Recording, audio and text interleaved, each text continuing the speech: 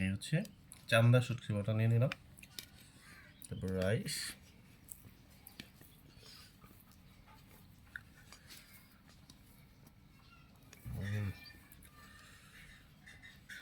এই যে কালারটা।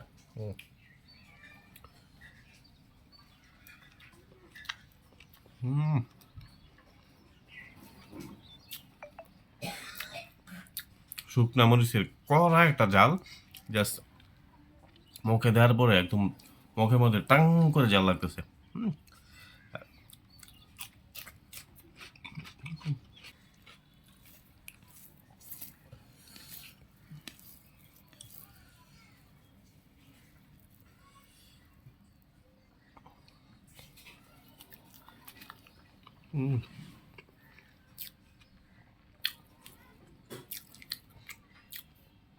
আলু ভর্তাটা সরিষার তেল দিয়ে বানানো হয়েছে, সো জাস্ট মুখে দেওয়ার পরে সরিষার তেলের একটা ঝাঁজ অসাধারণ লাগতেছে।